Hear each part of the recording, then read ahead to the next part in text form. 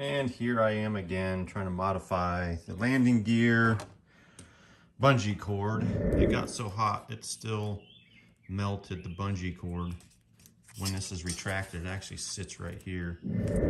That idea sucked. Did not work. So I'm going to use a combination of, I think Doug Marley did a modification on his gear where he used a steel cable like this one. I'll strip off the rubber coating. So I'm going to attach that end to the hook.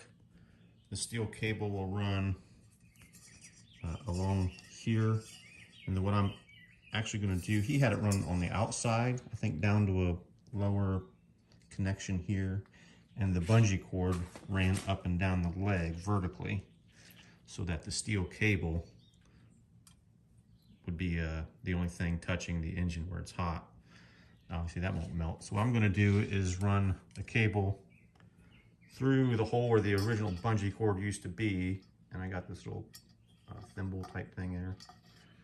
So that's going to protect the edge so it doesn't cut, and the cord's going to go down the hole like that. So I'm just basically doing the same thing Doug's doing, only everything's going to be inside the landing gear. So there it comes out the end right here, and then from there I will hook up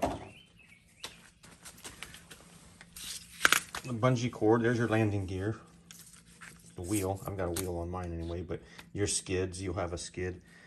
And I actually have two holes because I raised my gear so that my prop will set just a little bit lower. It still won't touch, but it gives me a little bit better thrust angle because I'm shorter. So the back of the Mosquito is a little bit lower. So I have two holes on this nylon insert. Where that Allen wrench is here, I'm going to use this binding post so it's smooth. And I'm going to put that through there, and there's just a loop in the bungee cord here. And then on this end, I'll connect that to the wire using this here. So I'll use another one of these little loop ends. Get this secured. I'll use these ferrules in the stop to lock the loop in place, and then the bungee cord will attach there. And I'll just pull everything up, gear included, and the bungee cord will go up the leg so that the bungee will actually be stretching in here in this vertical. Might be too close. In this vertical is where the bungee will be stretching and the cable will be connected where the bungee cord typically would be. All right, I've got the bungee cord in the leg now. You can see I just used that smooth 1-inch binding post. Yes, that'll stretch. So I'll just measure how much I need. I've got a mark here, so that'll match the same stretch length as the other side. All right, I've got the the ends filed off, so they're fairly smooth. Still have a head on them though. I don't even think you need a head on them the way they're going to be sitting inside here. But also got the cable completed with a little bit of heat shrink on it. And got the little thimble in there to protect the bungee cord. A couple zip strips on the bungee cord. I don't see that going anywhere. Probably take a while for that to eat through it, and by then I would have needed to inspect it anyway and replace it, so I'm fine with that. And then I did the same thing here, a couple bungee cord or a couple of zip strips, and that is looped around this pin that's going through there. Okay, so that didn't take long to figure out that these thimbles that I had riveted right here did not work worth a crap. They ended up just flexing and they snapped off in the middle. But I took a 3/8 bolt and drilled out the middle and then countersunk the edges so there wasn't any sharp edges. And I stuck the bolt in from the inside, fished it from the inside. That way, inside the leg here, there's a small bolt head with a race going both ways, just to receive the wire. And then Loctite in a 3/8 nut. So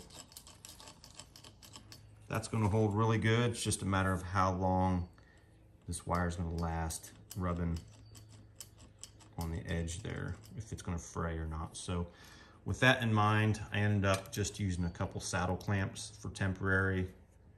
See how long this thing lasts. If it doesn't last, I can always undo it and take it out, come up with something else.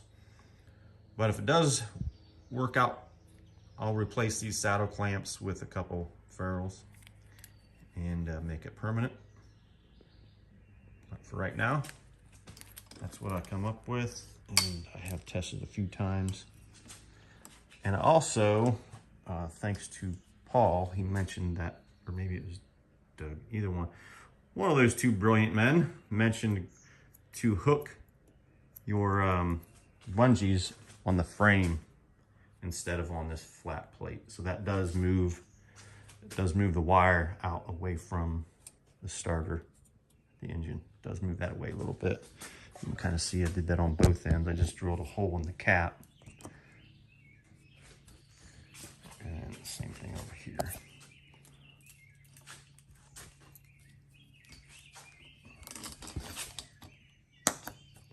There. So that's what that looks like now. It does hold it off of the spring, the exhaust spring. You can see, don't know if you can see that very well, but there is a hole drilled into this 3/8 bolt, and then, like, again, I countersunk it, so there's no sharp edges there. And yeah, I do have extra legs, so if this works, I'll just replace this legs because I don't like the holes there. It just looks funky. Not going to hurt anything. Weakens it a little bit, but we'll be okay. And this is retracted.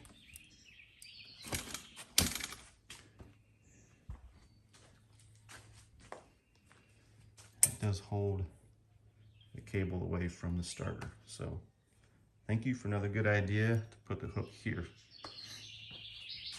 And this is, see if you can see it. Here we go.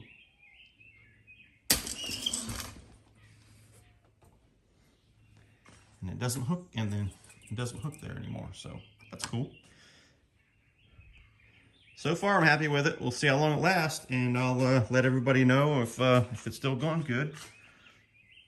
That's the fix for me.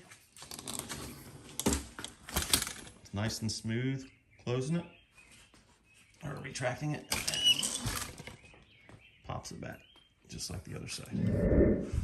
All right, thanks for watching.